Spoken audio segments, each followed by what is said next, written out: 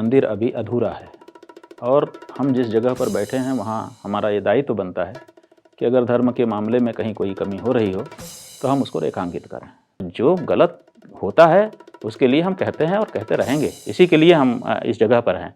अगर हम ये ना कह सकें, सचिव वैद गुरु तीन जो प्रिय बोलहि भय आस, राज धर्म तन तीन कर होई बेगहि नास। अगर हम सच नहीं बोलेंगे तो कौन बोले। देखिए,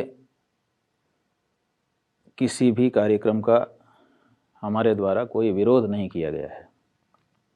हमने तो ये कहा है कि ये समय सही नहीं है और जो कार्य किया जाना है वो नहीं हो सकता, क्योंकि मंदिर अभी अधूरा है। मंदिर पूरा बन जाने के बाद प्रतिष्ठा होना प्रशस्त होता है। ये धर्मशास्त्र की बातें हैं और हम जिस जगह पर बैठे हैं वहाँ हमारा ये दायित्व बनता है कि अगर धर्म के मामले में कहीं कोई कमी हो रही हो तो हम उसको रेखांकित करें। तो वो हम रेखांकित कर रहे हैं, विरोध किस बात का। आप कह रहे हैं आप रेखांकित कर रहे हैं, लेकिन जिस तरीके से मंदिर पूरा अधूरा, इसको लेकर एक विवाद खड़ा हो गया है। शुभ घड़ी है, मुहूर्त शुभ है या नहीं, इसको लेकर सवाल पूछे जा रहे हैं। और ऐसे शुभ पावन अवसर पर जब हर किसी के मन में यह है कि अगर हमें न्योता मिल जाता तो हम तो फौरन चले जाते अयोध्या नगरी, श्री राम के धाम, और वो शंकराचार्य जिनको न्योता मिला है वो वहाँ जा नहीं रहे, इसे किस रूप में देखा समझा जाए? कहीं निमंत्रित होने पर चले जाना अलग बात है और वहाँ उपस्थित रहकर अपनी आँखों के सामने अशास्त्रीय विधि होता देखना अलग बात है। हम लोग जवाबदेह होते हैं अपने हिंदू समाज के प्रति। अगर हमारे सामने कोई अविधि हो रही है, शास्त्र विधि की उपेक्षा हो रही है, तो जनता हमसे पूछती है कि आपके रहते ही हो गया, आप कैसे चुप रह सकते हैं, आपने क्यों नहीं बात उठाई। तो हमारा काम हमको करना पड़ता है। तो हमने देखा कि ये सब हो रहा है तो हमको बोलना पड़ा। तो वो जो आपको अशास्त्रीय विधि लग रही है, ज़रा उसके बारे में विस्तार से दर्शकों को बताइए कि क्या गलत हो रहा है जो शास्त्र अनुसार नहीं हो रहा। देखिए, पहली बात तो ये है कि मंदिर में प्रतिष्ठा हो रही है तो मंदिर पूरा बना हुआ होना चाहिए।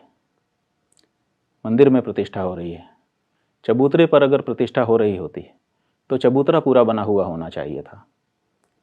अभी चबूतरा बना ही नहीं, उस पर आप नहीं कर सकते। आप कुर्सी पर बैठे हैं, आधी कुर्सी बनी हो, आपको हम बैठा सकेंगे या आप बैठ सकेंगे? तो जिसमें हमको बैठना है वो चीज़ एक तो पूर्ण निर्मित होनी चाहिए। कुछ लोगों को समझ में नहीं आती है बात, क्योंकि शास्त्रों का अध्ययन नहीं है उनका। वो कहते हैं कि गर्भगृह तो बन गया है, बाकी भले नहीं बना है। मैं इसी पर आने वाली थी कि मैं भी धर्म की ज्ञानी नहीं हूँ, लेकिन अभी अभी जैसे आपने चबूतरे का उदाहरण दिया तो इसी रूप में ये कहा जा रहा है कि जो गर्भगृह है वो तो बन चुका है और वहां पर प्राण प्रतिष्ठा हो रही है। ठीक है ना। हाँ। तो वही हम कह रहे हैं कि कुछ लोगों को जिनको शास्त्र की समझ नहीं है वो ये भी कह सकते हैं कि वहाँ बैठने लायक जगह तो बनी गई है, लेकिन कोई भी जो विशेष व्यक्ति जब बैठता है और जब कोई सामान्य व्यक्ति तो कहीं भी झाड़ पोंछ करके बैठ जाता है, लेकिन विशेष व्यक्ति तो जब उसका आसन पूरी तरह से निर्मित हो गया हो और उसमें जो भी प्रतिष्ठाएं करनी है वो कर दी गई हों, विन्यास कर दिए गए हों, तभी वो विराजमान होता है। तो ऐसी स्थिति में भगवान श्री राम को विराजमान होना है। मंदिर अभी बना नहीं है और अधिकतर लोग समझते नहीं हैं। वो जानते हैं कि मूर्ति में प्राण प्रतिष्ठा होनी है। नहीं, ये धर्मशास्त्र नहीं है। मंदिर में प्राण प्रतिष्ठा होनी है। तो जो मंदिर होता है वो भगवान का शरीर होता है और जो उसके अंदर मूर्ति होती है वो तो आत्मा होती है, प्राण होता है। तो मंदिर में प्रतिष्ठा होनी है, मंदिर ही भगवान का शरीर है।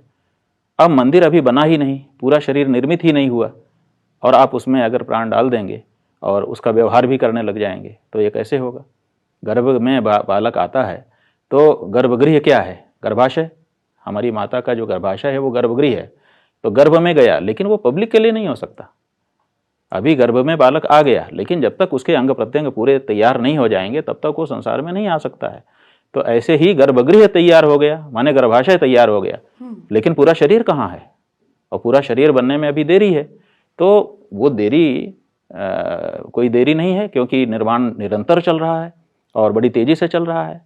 तो आज नहीं तो कल हम उस लक्ष्य को प्राप्त कर ही लेंगे और फिर उसमें हम धूमधाम से प्रतिष्ठा करें, किसको ऐतराज हो सकता है?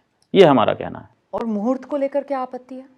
और मुहूर्त को लेकर के आपत्ति ये है कि अभी पौष मास है और पौष मास में सामान्यतया प्रतिष्ठाएं नहीं होती हैं। आप सामान्य रूप से देश में हर क्षेत्र में पंचांग निकलते हैं। अगर अभी दिल्ली में आप जाएं तो आपको पंचांग की दुकान पर 10 तरह के पंचांग मिलेंगे और वो 10 तरह के पंचांग आप खरीद लीजिए और सब में मुहूर्त लिखे रहते हैं। जो सामान्य लोग हैं उनके लिए, ज्योतिषी लोग पहले से ही जब जब मुहूर्त होता है उसको निकाल करके लिख देते हैं कि अमुक तिथि को, अमुक अंग्रेजी तारीख को सुविधा की दृष्टि से ये मुहूर्त है। उपनयन के मुहूर्त हैं, मुंडन के मुहूर्त हैं, इसी तरह से विवाह के मुहूर्त हैं, दिरागमन के मुहूर्त हैं, वस्तु के बेचने के खरीदने के मुहूर्त हैं, सभी संस्कारों के मुहूर्त हैं। उसी में गृह प्रवेश, मंदिर की प्रतिष्ठा, जलाशय की प्रतिष्ठा, इसके भी मुहूर्त हैं। अच्छा। तो अब देवताओं की प्रतिष्ठा के मुहूर्त पहले से वर्ष भर में जब जब मुहूर्त आने वाले होते हैं सब ज्योतिषी पहले से निकाल करके उसको पंचांग में लिख करके छाप देते हैं। वर्षारंभ होने के 2-3 महीना पहले से ही लोगों के घरों में वो पहुंच जाता है और लोग उसको देख के व्यवहार करते हैं। अगर ये 22 जनवरी का कोई मुहूर्त था तो अभी तक देश का कोई पंचांग छपा हुआ जो पहले से प्रिंट हो चुका है, अभी तक हमारे सामने कोई नहीं लेकर के आया है। हमने कई पंचांग देख लिए जिसमें पहले से लिखा हो कि हाँ 22 जनवरी को प्रतिष्ठा मुहूर्त है। एक ऐसा मुहूर्त है। और जो ज्योतिषी जी हैं काशी के, उनका भी एक वक्तव्य हमने आपके एबीपी न्यूज के ही किसी पत्रकार के द्वारा लिया जाता हुआ देखा, साक्षात्कार उनका। वो कह रहे हैं मुझे कहा गया था कि जनवरी में मुहूर्त चाहिए तो मैंने जो जनवरी में अच्छा समय था बता दिया। तो जनवरी में मुहूर्त चाहिए या उनको कोई कह रहा है तब वो बता रहे हैं, तो अब जनवरी में चाहिए तो जनवरी में जो अच्छा समय होगा उन्होंने बता दिया, उनका क्या दोष है। लेकिन जनवरी में क्यों चाहिए, ये एक सवाल उठ जाता है। तो वो सवाल मथता है कि अभी अधूरा मंदिर है और आप जनवरी में मुहूर्त मांग रहे हो और उसी में करना चाहते हो। ये बात। तो आपको क्या लगता है कि ऐसा क्यों किया जा रहा है जब पहले से पंचांग के अंदर आप कह रहे हैं जो साल भर के लिए छप जाते हैं उसमें इस तरीके के किसी मुहूर्त का जिक्र नहीं है। बावजूद इसके आपने खुद ही कहा भी कि वो संदेश दिया गया उनको कि जनवरी में ही मुहूर्त चाहिए और उन्होंने जनवरी की शुभ घड़ी बता दी। तो ये सब क्यों किया जा रहा है फिर आपके हिसाब से इतनी जल्दबाजी में? ये प्राण प्रतिष्ठा का जो कार्यक्रम है वो 2024 जनवरी में क्यों रखा गया? आपका आंकलन क्या है? देखिए, हम तो अनुमान के बड़े पंडित नहीं कहे जाएंगे क्योंकि ये तो अटकलबाजी है, इसलिए हम कोई अनुमान नहीं कर सकते। हम तो ये कह सकते हैं कि ये समय सही नहीं है और अभी मंदिर भी अर्धनिर्मित है। दोनों बातों के लिए हमने ध्यान आकृष्ट किया है। हमको जब हमारा वक्तव्य आ गया उसके बाद से बहुत से लोगों ने बहुत सारी बातें कही। उनमें प्रमुख रूप से लोगों ने ये बात कही कि महाराज जी आप होने दीजिए, जैसा भी हो रहा है अभी भी विपत्ति की स्थिति है। हमने कहा क्या विपत्ति की स्थिति है? उन्होंने कहा कि अगर अगले चुनाव में मोदी जी नहीं जीते तो फिर प्रतिष्ठा नहीं हो पाएगी कभी भी। दूसरी पार्टियां आ जाएंगी और वो राम मंदिर को रोक देंगी निर्माण को और प्रतिष्ठा ही नहीं होने देंगी। तो हमने उनको कहा कि आपको ये कैसे पता चल गया कि मोदी जी हार जाएंगे? आप ऐसा क्यों सोच के चल रहे हैं? अगर मोदी जी के कार्य अच्छे हैं तो वो जीतेंगे ही और फिर प्रतिष्ठा करेंगे ही और मंदिर निर्माण हो रहा है। बल्कि आपके पास तो ये बहाना है कि आप कहें कि अभी तो मंदिर हमारा पूरा नहीं हुआ, अभी तो हमको एक टर्म और दीजिए ताकि हम अच्छे से उसको पूरा कर सकें। अगर आप पहले ही प्रतिष्ठा कर देंगे तब तो और दिक्कत हो जाएगी। लोग कहेंगे अब तो आपका ये काम भी हो ही गया, अब आपकी क्या ज़रूरत है? तो ये तो राजनीतिक दृष्टि से आप सोच रहे हैं, लेकिन राजनीतिक दृष्टि से भी हमको तो लगता है कि इससे आपके आत्मविश्वास की कमी ही लोग समझेंगे और वो कोई लाभकारी कार्य नहीं होता है। जहाँ पर संघर्ष हो वहाँ पर आत्मबल जिसका खत्म हो जाता है लोग उसको पराजित समझते हैं। तो इसलिए ये नहीं, आप धर्मपूर्वक जो कार्य करना है करिए क्योंकि धर्म कार्य हो रहा है। तो आप ये कह रहे हैं कि राजनीतिक लाभ लेने के लिए ये प्राण प्रतिष्ठा का कार्य है क्योंकि 24 में चुनाव है? ऐसा जैसा लोगों ने प्रतिक्रिया में हमसे कहा हाँ। तब हमको अनुमान होता है, अन्यथा हम तो कैसे समझ सकते थे कि क्या मामला है। और ये लोग कौन, क्या ये राजनीतिक दलों से? आम लोग हैं। ठीक है, राजनीतिक दलों के नहीं हैं, आम लोग हैं जो इस पे फेसबुक पर और व्हाट्सएप पर हमको किसी पार्टी के संवाद व्यक्ति ने करते आकर हैं। आपसे कुछ नहीं कहा? किसी पार्टी के व्यक्ति से नहीं हमारी। अब जब आप इस तरीके की बात करते हैं तो फिर एक सवाल ये लोगों के मन में आता है और एक धारणा बनती है कि जो जगत गुरु शंकराचार्य अभिमुक्तेश्वरानंद जी हैं ये राजनीतिक बयान दे रहे हैं और ये राजनीतिक बयान इसलिए दे रहे हैं क्योंकि अभिमुक्तेश्वरानंद जी स्वामी जी जो हैं वो मोदी विरोधी हैं और कांग्रेस के समर्थक शंकराचार्य हैं। अब ये धारणा सही है या गलत, मैं इस बहस में जा ही नहीं रही हूँ, लेकिन मैं ये जानना चाहती हूँ कि एक शंकराचार्य के पद पर बैठे हुए व्यक्ति के लिए अगर इस तरीके की धारणा बन रही है समाज में, तो इसमें किसका हित किसका अहित? देखिए, बात यह है कि धारणा बनती नहीं है, बनाई जाती है। तो ये धारणा बनाई जा रही है। किसकी तरफ से? किसको कहें? आप तो कह सकते हैं। कांग्रेसी निरूपित हमको कर देने में किसका फायदा हो सकता है? बीजेपी का। जिसका फायदा हो सकता है वो लोग ये निरूपित कर रहे हैं, और ये एक कमजोरी की भी निशानी है।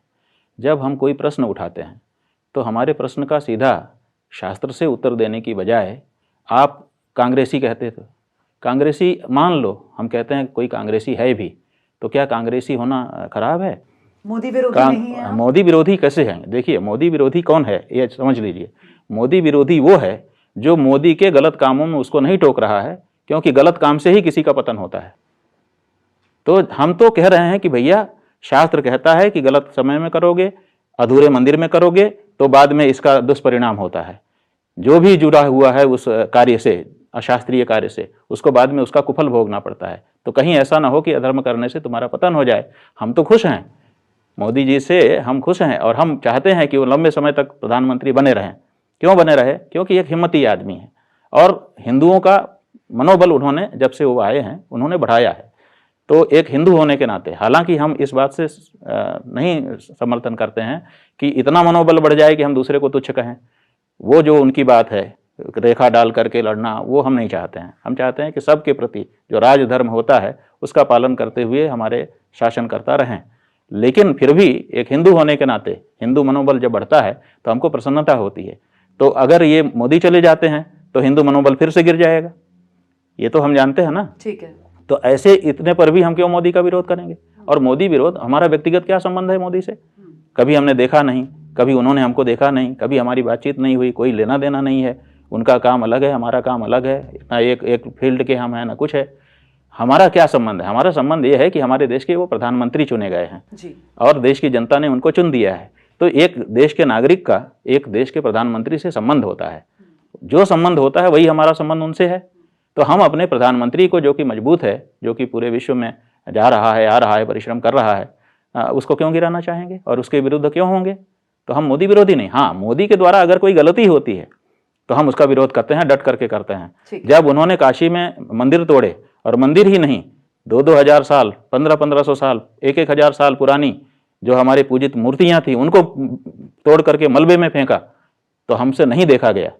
हमने विरोध किया और डट करके किया, और आज भी करते हैं, और जब तक जीवित रहेंगे उस कार्य के लिए उनको हम गलत कहेंगे। तो वो हम कहते हैं कॉरिडोर बना। नहीं, आपको बहुत अच्छा बनाने के लिए हम 50 की हत्या कर दें? अच्छा, आप बताइए, एक मूर्ति की पूजा करने के लिए हम 10 मूर्ति तोड़ दें? एक मूर्ति का महात्म्य बढ़ाने के लिए? ये नियम नहीं है। आप सब मूर्तियों का महात्म्य आपको बढ़ाना चाहिए।